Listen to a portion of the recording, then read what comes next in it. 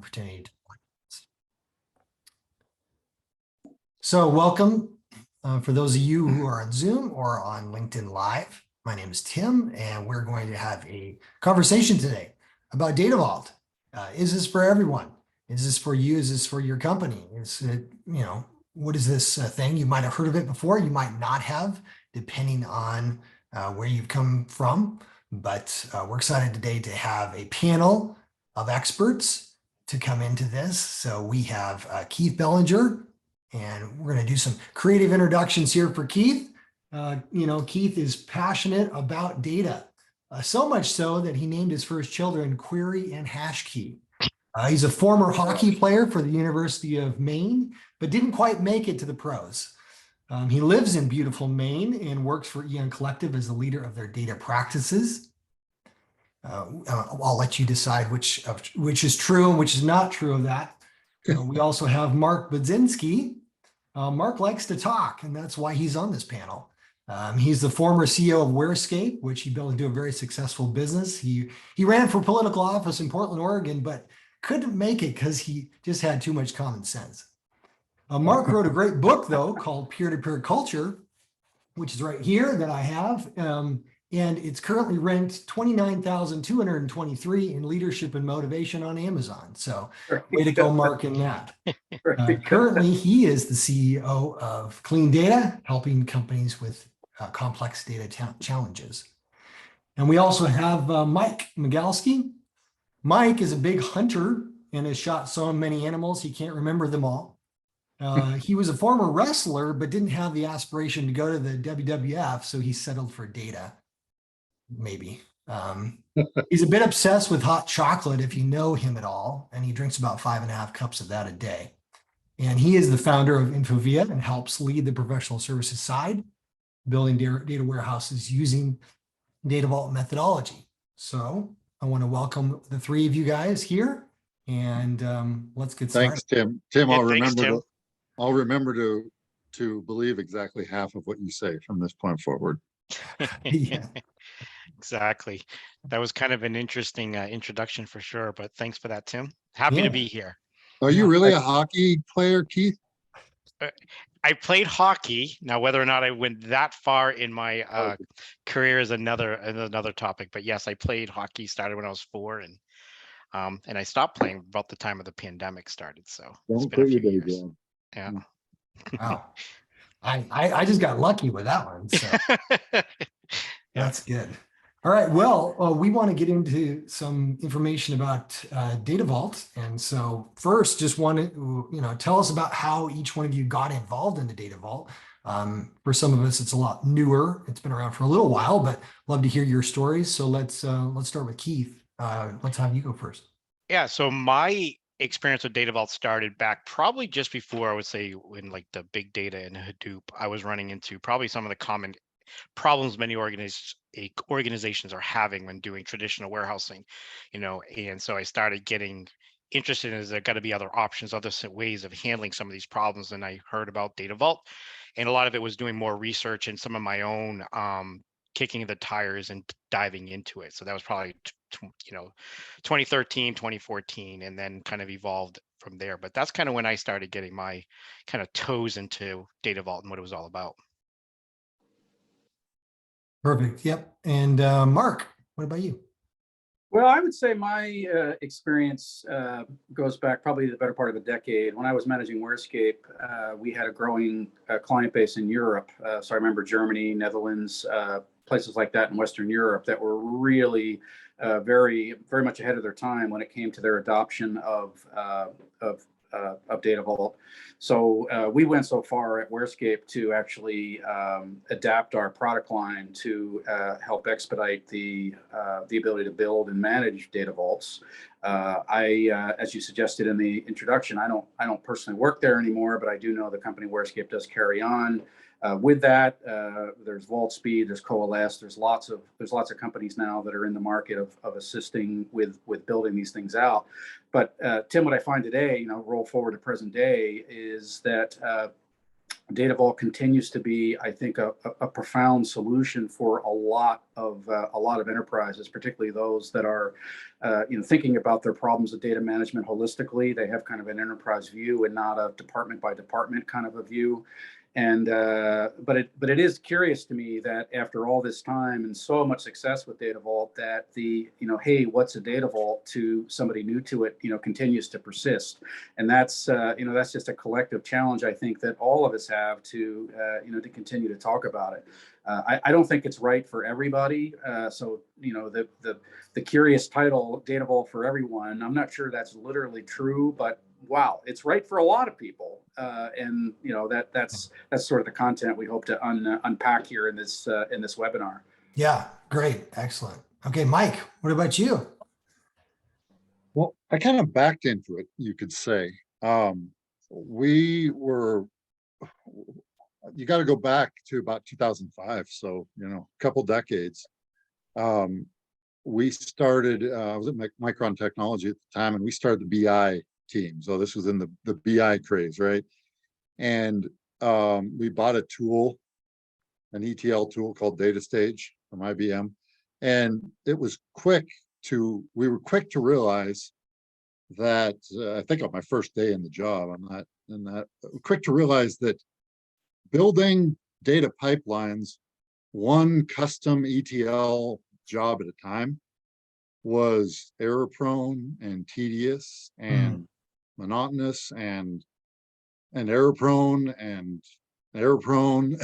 And so we end up just kind of realizing that the same automation processes that we could use to build a third of the world's memory, those same ideas, like how Henry Ford built the Model A, right? And the Toyota idea of high quality through repeatable processes.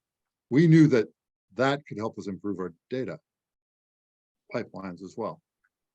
So we started looking for templates, or we built our own, actually. We built our own, we called it Auto ETL, kind of a funny name. We couldn't find an automation tool at that time. That was, like I said, in 2005.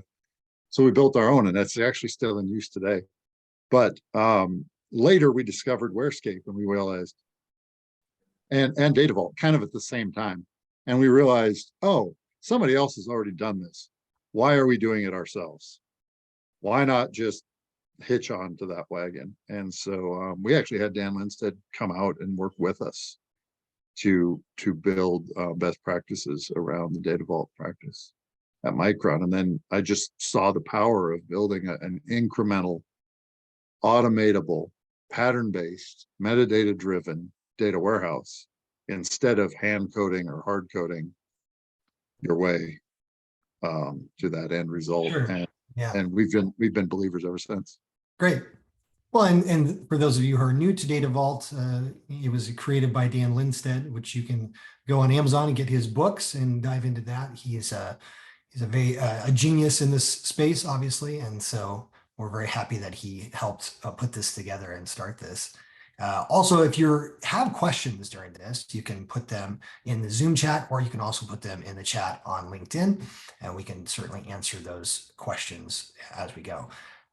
I'm really curious, what was one of the key features that really sold you on this methodology, right? You're looking at this, you're thinking, man, there's 4 or 5 really great things, but there's this one piece that's really key. Mark, what was that one piece for you?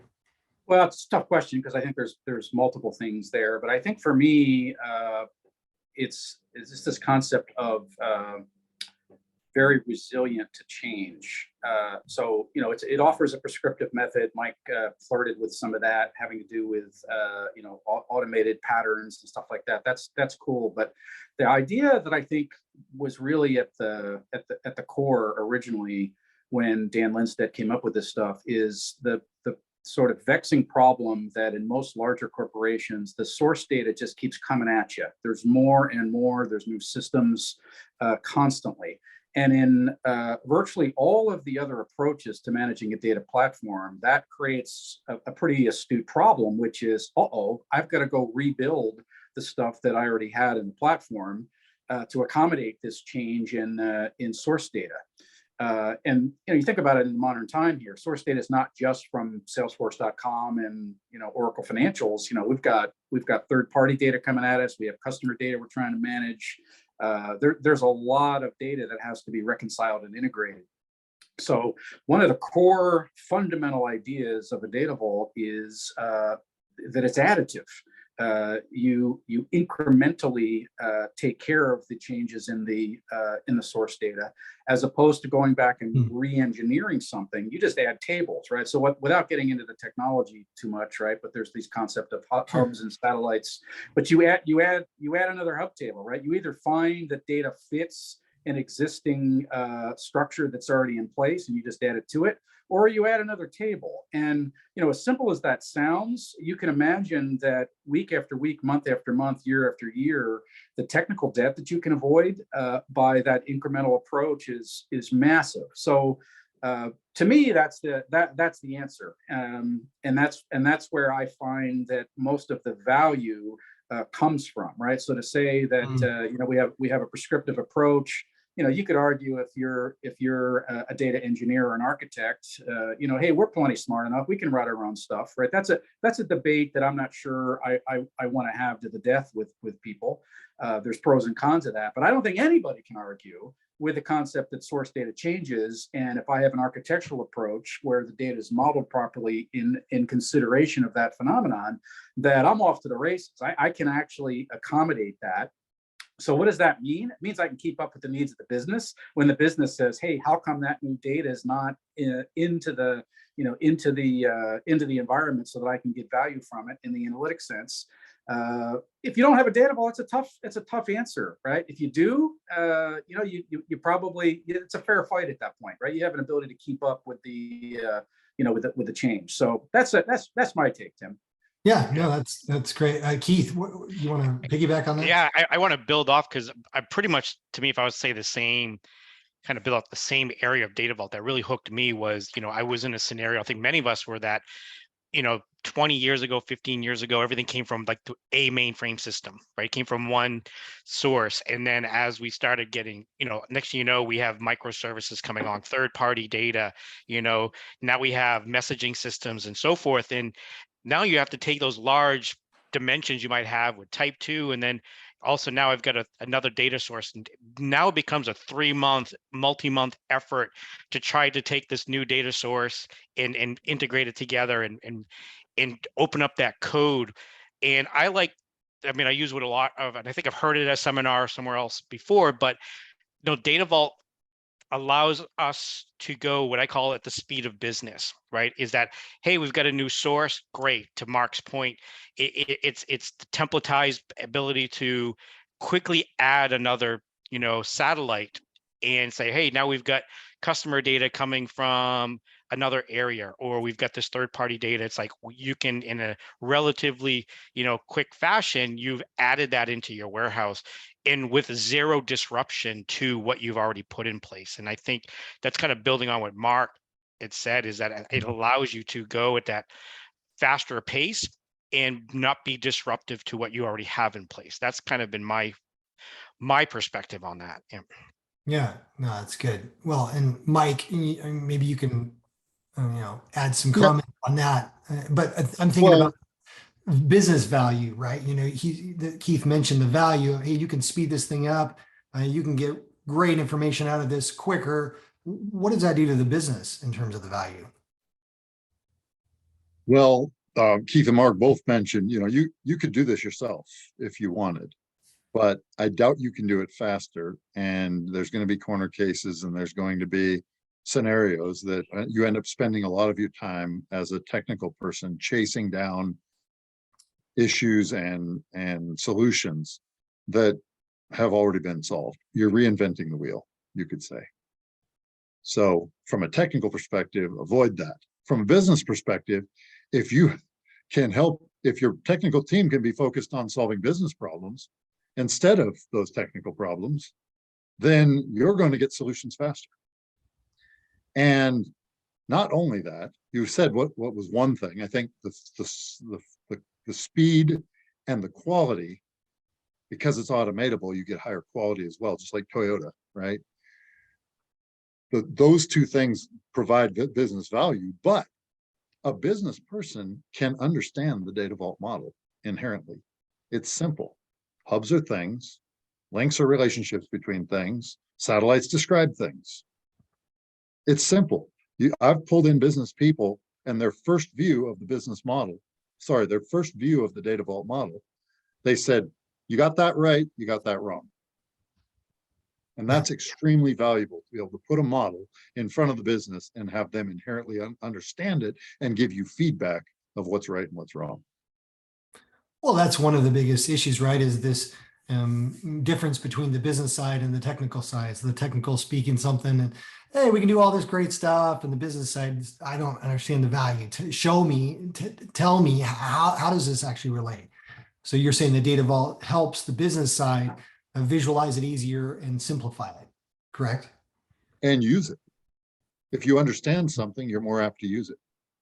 But I think particularly if you consider the way Dan structured the, the sort of three-layered salad of the data vault architecture itself, right? You've got this concept of a raw vault where data is actually loaded and persisted. You've got a business vault that carries out many of the phenomenon that Mike, that you just mentioned, but you've also got this layer on top called the information mart layer, which is largely dimensional and tends to align with some of the intuitive thinking that a lot of business people have. So those that are inclined, and I think data scientists probably are a good example, those that are inclined to reach into the vault itself and understand more of the nuance and the technical detail, it's there for the taking, and it's in business terms. You got business keys, right? You got it's there for the taking. But for those that are just, look, I'm over here, I'm running Alteryx, or I'm playing with my Tableau stuff. I'm not as interested in digging into the detail of what's going on in the back room.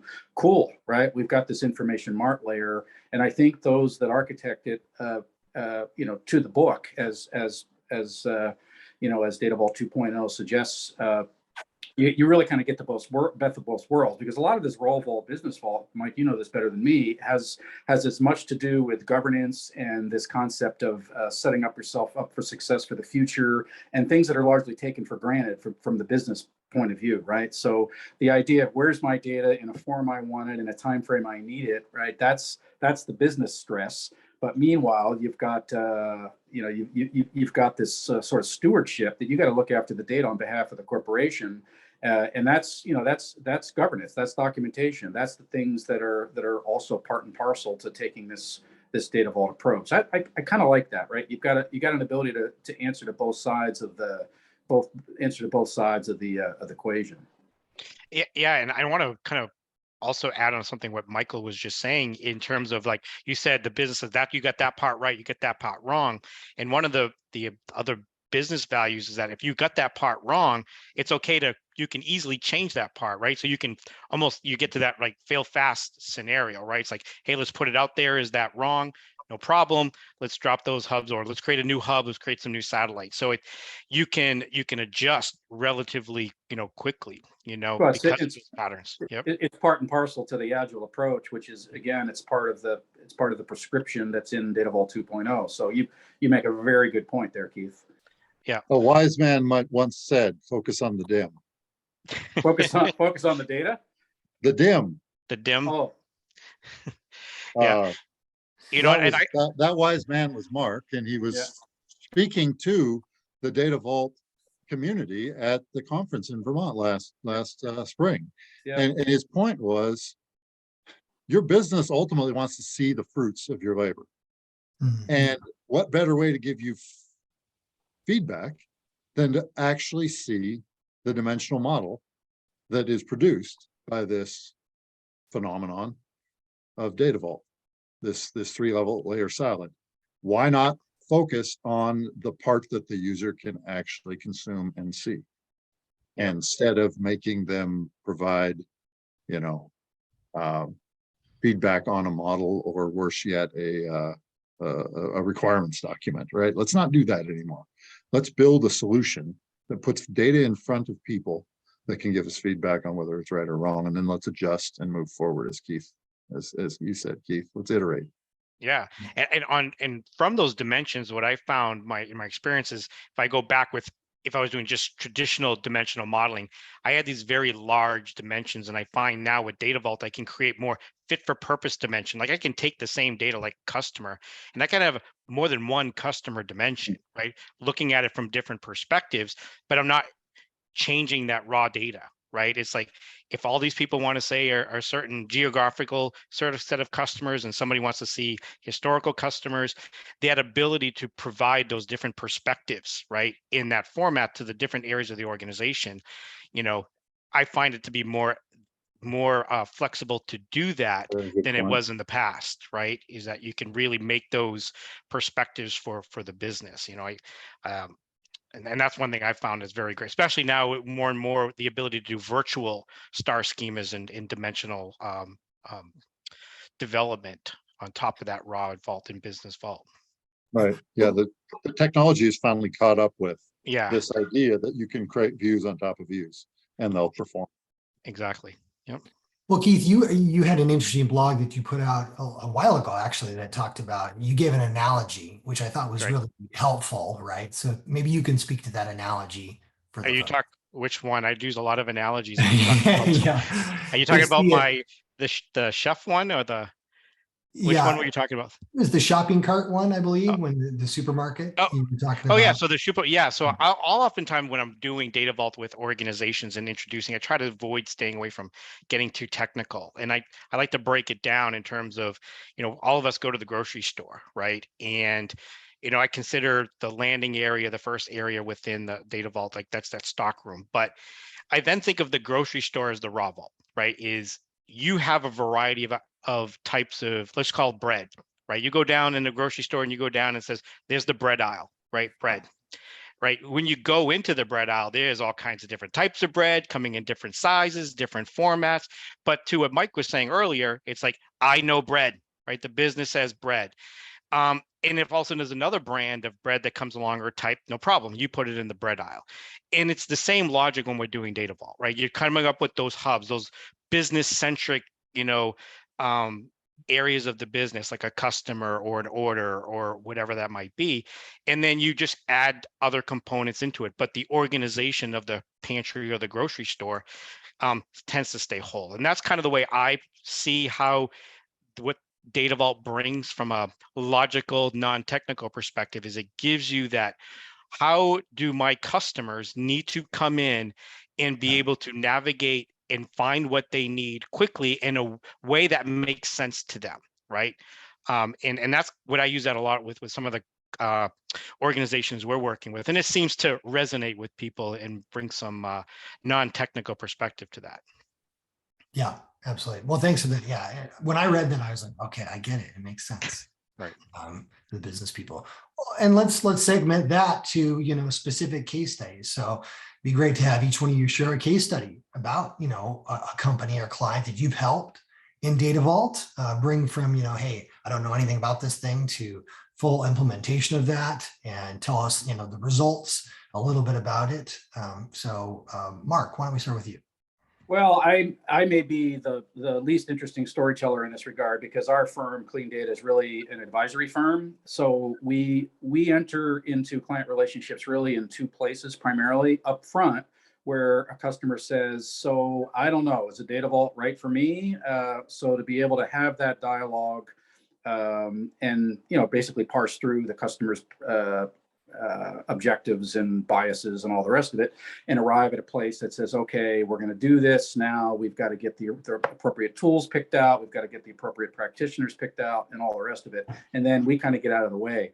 But it is interesting that the other place where we tend to enter is where things aren't going well. So we have clients that ring us up and basically say, so this Data Vault had all these promises at the beginning, right? We were supposed to be getting all this value and we seem to be stuck, right? The pipes are a bit clogged. And it's creating organizational duress. We've now got finger pointing. We got people in the business pointing to the practitioners saying, hey, you promised such and such. And the practitioners are saying, well, no, you don't understand how hard this is. We're over here consumed with, with flushing out the raw vault and the business vault. And we're not really paying as much attention as we need to the information mark, blah, blah, blah, blah, blah. Right. So there's this concept of duress, which, usually shows up in the form of the people. The people are unhappy, and that's when we get the phone call that says, "Can you help us unwind this?" I suspect Keith and Mike have much better stories to tell in terms of end-to-end success, right? Where you pick it up from the beginning, you get something installed, and it pops out on the other side. We're kind of the we're kind of the fix-it guys here at Clean Data. So I'll leave it there. Sure. Okay. Mike, let's go with you first, then we'll go to Keith. Oh, good. I get to steal Keith's thunder. 'Cause, our organization, Infovia, and Keith Eon, we've worked together on a client, New York University. So maybe I'll let Keith talk about that one, but I can talk about how Data Vault kind of caught fire in Idaho. When I mentioned the Micron case study, and we built what we got to talk about publicly is Earth's largest commercial data vault at Micron. We were testing bits on a third of the world's memory and building a data warehouse from those. So we were ingesting trillions of records. We had a Data Vault satellite with 10 trillion rows in it, and that wasn't even our largest one. But the fact is that turning data into information was valuable, and it allowed for an increased, it flattened the learning curve for users of the data. Micron was hiring data scientists, for example. A new data scientist didn't have to learn the source systems. They could learn the business concepts, which is a little easier to digest from a new user perspective. And so when I left Micron and started Infovia, it was all about how can we take those best practices where we built the world's largest data vault and apply them to organizations that can't afford to hire a team of a dozen or 24 world leading data experts. Sure. And so we wanted to share that best practice with other organizations. And so now I have to be careful because I see some of my former colleagues and clients on the call. So they're holding me accountable when I say this, but John, I see John sitting there. Hi, John. And so what we were able to do is take those best practices and then take them into the education industry. We worked with the College of Western Idaho right here locally in the Boise, Treasure Valley area to build the data vault. And they had one data engineer and one DBA, and they bought an automation tool and they built a data warehouse in a year, which is phenomenal if you think about it. One person. Don't underestimate your coaching, your oversight. You and Keith both have a tremendous ability to help customers accelerate this. But at the core, it is this automation tool, right? I said something that almost sounds like I would be misquoted for if it got published. But I said something at the Data Vault conference last year, which is if you're not using an automation tool, you're just plain stupid. You're just plain stupid. I quoted And that's I said, Mark well, that was Brzezinski taken out of said that. context. Surely he didn't say that, did he? Well, yeah, and but you make the point, Mike. You've got a situation where, and look, it's not this idea that if you've got 20 data engineers, well, we only need one. Fire the lot of them, right? It's not anything close to that, right? We can get a productive environment out of whatever your infrastructure is for whatever your expectations are in terms of results. But the point you're making is even in a constrained environment where I've got a couple of people, if I'm using the right tool and I got the right coaching, oh my goodness, can you get a lot of work done?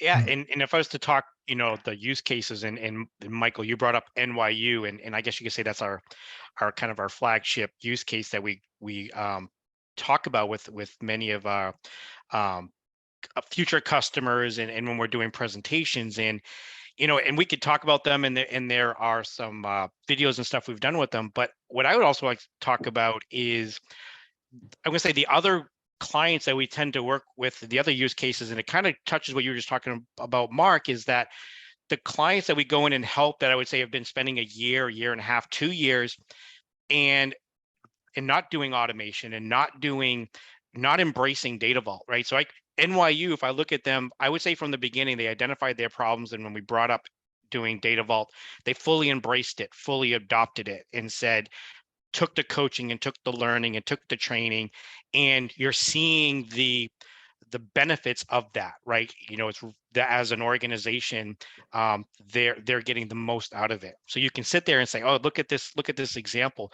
But I'm finding right now a lot of the clients, we have a handful right now that we're working with that are probably a year or two into their Data Vault journey, but don't have automation, right? Try to be what I would consider clever, right? I'm not gonna take Data Vault, the patterns that have been established, the standards that have been established, and maybe they didn't have the right mentorship or coaching and leadership, and kind of went down that wrong hole. And so a lot of what we're also working on with clients is to sit there and say, well, it's not the end of the world, right? How do we pivot? How do we refactor? But in doing that, you can recover, can't you? This is yeah, some of the business that we get involved in when customers are trying to figure out, why isn't this thing going faster? Why aren't we offering right. the value that Data Vault promised? Well, the architectural approach and the prescriptive methodology aren't the problem. It's the way you've interpreted the implementation. So, good for you if you can help customers pivot, is the term you're using. That's what it's all about.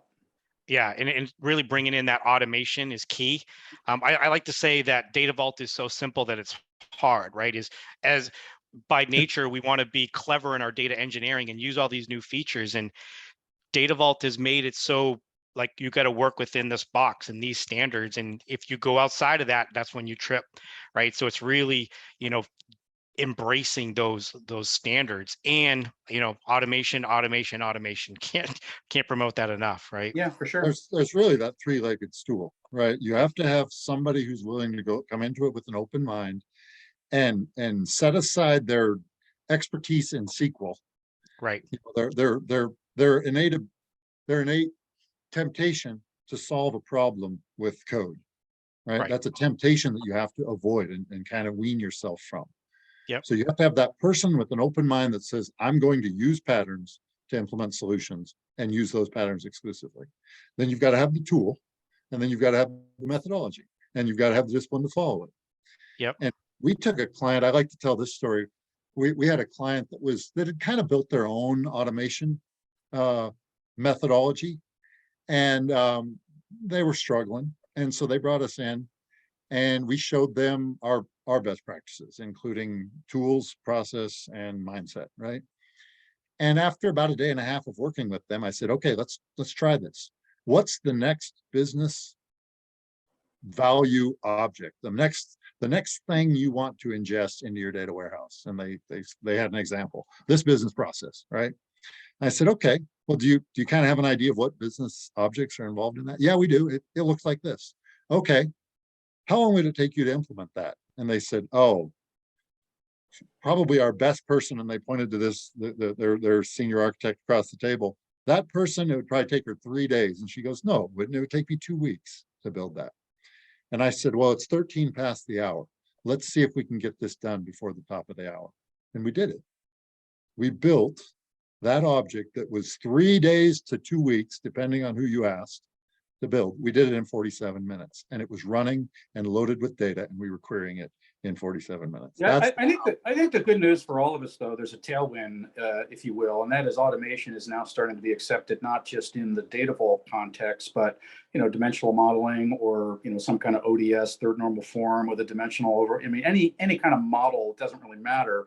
The idea that automation is a much more accepted paradigm, and even DBT, which is out of the box, I wouldn't call that an automation tool. They certainly have a concept of templating and stuff, but goodness, if you look at Warescape, if you look at VaultSpeed, if you look at Coalesce, there's a lot of pattern there in terms of what they believe is attractive to the market. And I believe there's a huge take up, is that that automation industry generally is advancing. So the fact that we're applying it to Data Vault, booyah, but it shouldn't be this alien concept, I think, to most customers. Yep. And I've had customers where they start, well, what am I going to do for a job, right? They start getting panicky about the replacement. And I said, well, do you want to use your skills in, again, stocking the shelves at the grocery store or loading the pantry? Or do you want to start driving insight, right? And if these people are very creative, it's like, okay, let's move you from loading data from a source to a target to now taking that data and starting driving business value, right? Instead of having 10 ETL developers loading a warehouse, have 10 more people driving insight, finding value in that data. That's, to me, is where you really want to get your business value, not, moving data from point A to point B, right? Let the automation solutions do that. And now you could be creative and start looking for the super secret sauce and the next golden nugget that's going to help your organization, right? There's nothing new under the sun doing ETL. No, it's not. It's and I think we've been over the years in the past before automation, right? You have to take some of your best skilled SQL people and developer people to do some of this stuff, right? And this allows you to, again, just leverage them in a more business effective way. So, thinking about companies that are, thinking about Data Vault or new to Data Vault, right? It'd be nice to find out, well, what are maybe a couple key things that a company needs to think about, as they're considering this, right? Maybe 2 or 3 things, maybe each of you can share, if you're just starting out in this journey, what are some keys to implementing this successfully? Tim, while we're thinking about that, would we have a way to ask the audience where they're at in their Data Vault journey? Are you starting out? Or are you old hat, or maybe are you skeptical? Yeah, they can chat. We have a couple of people on Zoom, but most people are on LinkedIn Live. So what you can put in the chat if you are new to Data Vault, or if you've already been using it for a long time, you love it, some combination of that. We'll put it in the chat comments and collect that as we go. So we'll do that. And if you can talk about a couple of things that you guys think would be helpful for companies to know about. From my perspective, at least one thing is have somebody, a guide, a mentor, an experienced practitioner, somebody who's been there, done that, helping your organization understand what it is. Like I said, when I was saying earlier, is reading the book or going and getting some training and then just diving in on your own could get you going in the wrong direction. I think having somebody, a mentor or coach, a guide, right, to go along the way to help you understand, embrace. I think that's, for me, one important part I would say to organizations is to help you through, because if not, you might run into those, I call them the myths, the negative myths of Data Vault. Usually you're hitting those because you didn't take the correct steps and have somebody helping you with guiding you in that right direction. Keith, I think I agree with you, and it sounds self-serving because that's what we at InfoVia claim to be, right? We are guides in the process of building your modern data platform, from strategy to analytics. And so, it's easy for me to agree with you. Yes, you need to hire us, right? but the reality is, if we could use another analogy, I read a story the other day about a young girl here in Idaho who decided she wanted to be the fastest child, I think under 17, to climb all of the 12,000-foot peaks in Idaho. It's kind of like the 14ers in Colorado. She wanted to be the fastest. So she was going to set out to do this nonstop.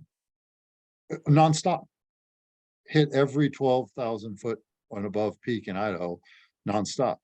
And she didn't try to do it on her own. She went out and got people that had climbed those peaks to go with her on each of the peaks.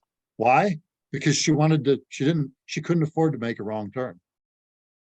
She had to hit a home run on each peak. And so if your business needs insights to drive better business value as fast as possible, you don't have time to make mistakes.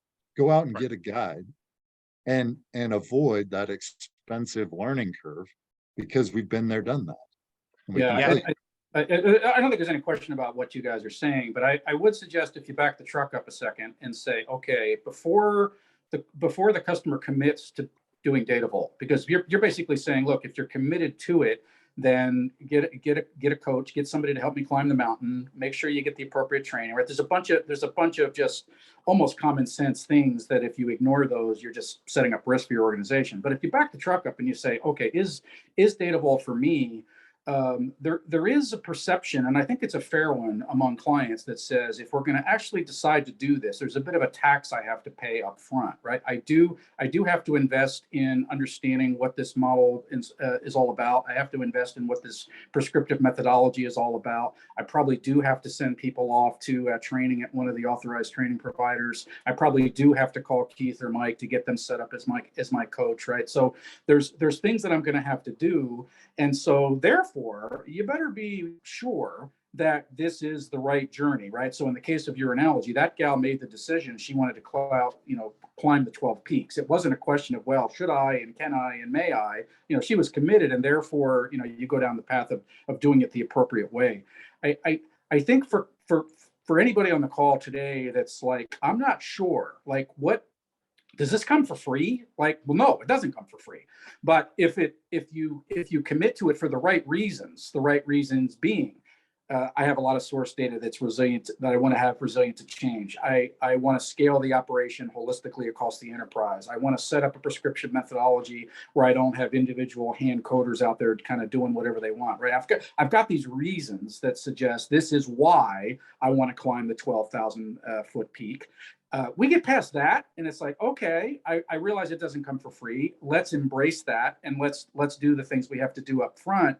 Guess what you're going to find? You're going to find success, right? You're going to find that the promises that Data Vault makes, that the expectations you have as a customer on realizing the rewards of that investment, have, in fact, become achievable based on the very things that you guys are talking about.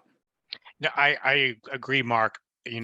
Everything you said, because I have worked with organizations where I don't think maybe they went through that due diligence, or at least not in a thorough enough way, where you kind of had this device division within the organization, right? Of like the ones who are in and the ones who are out, right? And really embracing and understanding what that is. Because as we said earlier, if you're gonna go in, right, you have to go all in, and you have to understand, right? And if you have a little bit of a riff, or you got to work through that and either be all on board or not. Because if you try to be clever and you try to be, well, we'll adopt this portion of Data Vault, but not this portion, then you're gonna, then you're cooked. exactly. But if you consider the counterexample, which is, oh, if I do this dimensional modeling and I just have my people hand code, that comes for free, right? Well, no, it doesn't come for free, right? How about conformed dimensions? How about data lineage? How about this concept of having to redo tables every time a new source shows up, right? So there's no concept that it comes for free. It's just this perception that says, well, it's status quo. I've got this team of 10 people. They're cranking away on their facts and dimensions. Like, why do we want to change that? Well, there's a lot of buried costs there. There's a lot of risks that are becoming, something over time that becomes a major pain point. So to look in the mirror and say, do we want to continue with that? How do we think about managing our data platform? And therefore, based on those conclusions, is Data Vault right for me? Now you're off to the races, right? Let's talk about the right coach, the right training, the right organization, the right parsing of the problem, all of the things that you have to do. But I think it comes on the other side of commitment, because Keith, what you suggest is if I'm half committed, and then, this isn't working right. Well, I got to call that Keith guy. He'll fix it for me, right? You can see how management is frustrated with that, and that's entirely because you don't have organizational cultural commitment to the idea of doing it. That's huge, right? We got to get that commitment up front. But if we do, the likes of you and Mike, obviously can help, as the day is long. Yep. And beyond like just Mike and myself and others, you'll find even like on LinkedIn, it's kind of like there's a community of us, right? And we're not a huge community, but you can network, and there's people out there who are willing to chat and interact with you. And I find that from my perspective helpful to get Mike's opinion on things and other people's opinions on things, and having that community to leverage, right? So it's just not the price, the expensive consultant or whatever it is. There are people out there who have been there, done that, and I lean on and I learn from, because I'm not in every use case that's out there, and hearing what other people are doing and how did you solve this problem. And there's the Data Vault user groups and all kinds of other things to really get engaged with, to learn and educate yourself on what other people are doing to help you along. Yeah. Well, and that leads, yeah, go for it, Mike. Well, Mark made the point earlier too, that you're going to, think you basically said you're going to pay now or pay later. If you build something that's not resilient or not to standard or not to, or not automated, eventually that's going to catch up with you. I like in Legos. My son still plays with Legos. He's a teenager, but he still loves Legos, and I think it's cool, except when I walk into his room at night. Then it's not cool. Having your data scattered out all over the place is painful. If you've ever walked on Legos in bare feet, you know what I'm talking about, right? So your data scattered around is painful. You are going to pay the price. Data management is hard. And you're going to pay the price to organize your data at the end of the process or at the beginning of the process. And if you pay it at the beginning of the process, if you invest in organizing your Legos into bins by color and size and shape, you're going to get better analytics. You're going to get better utilization down the road.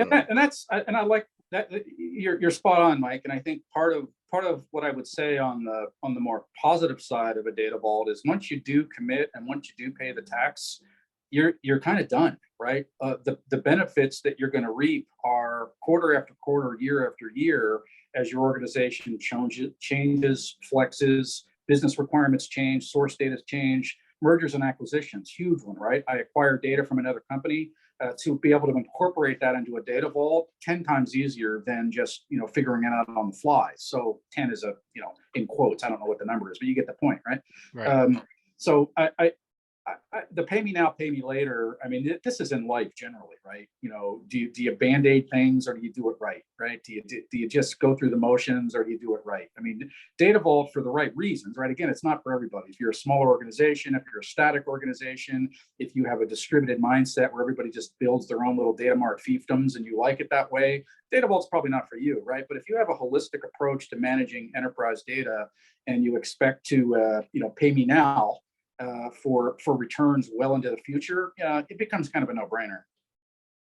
Well, that's a good Future-proof. good lead into this concept of well, what kind of if I am new to Data Vault, what kind of money am I talking about, time compared to other models, right? So, and I've got this group of ETL developers that's pounding out things here.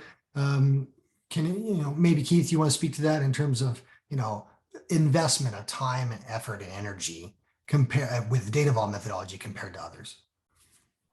Oh, I mean, that's always the tough question in terms of, I think it's organization by organization in terms of like, what is it going to really take? Is there are you an organization that has hundreds of ETL developers, or are you in a net new scenario, right? But I think it is back to kind of what Mark was saying a little while earlier. It's you have to go through that process of like, what is it going to cost us?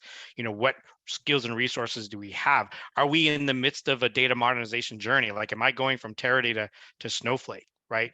Or am I staying, and what technologies does that bring? So, what's it going to cost and what's it going to take, I think is an effort in of itself to make sure that you can understand what that's going to be, and how do you move these parts and pieces and keep the business operating. So I don't know if it's really get to the question you had, Tim, but I think that is always when people say like, well, how much is it going to cost me? I'm like, that is the question we all wish we could answer right out of the way. But doing assessments, right, and analyzing where you are currently, and doing that, well, what is going to be that ROI, and what's that, total cost of ownership, and doing this and looking at automation and which technology you're going to use. I think earlier in the discussion, it was Mark or Michael brought up that I think Data Vault was ahead of its time when it came out. When you start reading what Dan wrote, like, 20 years ago,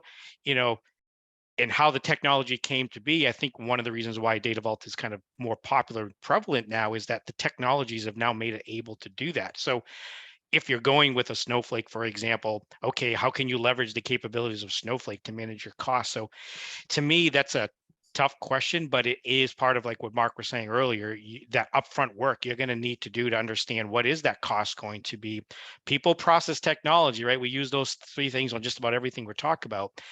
You got to really dive into that. If you just think it's like, oh, we're just going to go out and buy, we're going to go out and buy an automation solution, bring it in, we're good to go. It's not that easy. Yeah, Yeah, I would attempt to put some parameters on it, and this is a bit crude, I suppose. But what I tell clients when they say, "What is this going to take?" I try to reassure them that this is no more than a 3-month journey to get your head turned around, right? So if you're in a mode that says we're either chaotic and we don't like the way our data platform is managed today, or we have this other way of doing it, again, sort of distributed data marts, whatever, that's not really getting the job done. So we have to get that mindset turned around. We have to get some people off to training. We have to get somebody from Clean Data or Eon or Infovia in here to kind of help us scope this out. We have to make a commitment to what automation tool we're going to invest in, right? I think you can do all of that in about 90 days, right? So to expect all of that to be done in a week is probably asking too much, but it shouldn't go beyond that. And then once that 90 days is done, do I start realizing the benefits, right? Do I start building and delivering value through this agile methodology to the business in day 91 through N? I think the answer is yes. I think that's a reasonable gross expectation of what a client should go through. And you got, Mike, you got some body language that you may disagree with that, so go for it. But that would be my general take. I don't disagree. Okay. He was stretching.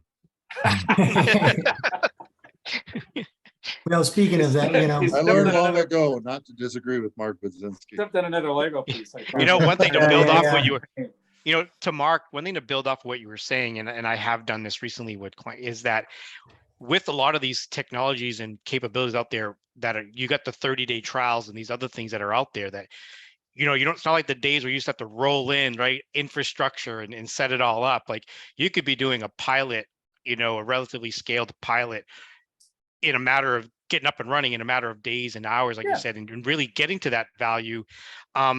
Relatively inexpensive to kick the tires on this. And that is one of the benefits of cloud has brought to us, over the years and doing this and helping organizations. Like we'll say that all the time. Let's to your point earlier, Michael, you said, okay, what's one source that you've got? Let's do this. Like let's set up a few, instances of this, that, and this, and let's bring it in and see how it, it doing it is far better than just looking at a bunch of PowerPoint slides and talking about it, right? And to your point, Mark, getting that in a matter of like 90 days and seeing if it's a right fit for you. Well, and the software vendors, if they were on the call, they would argue, oh, we don't need 90 days. You need 3 weeks, right?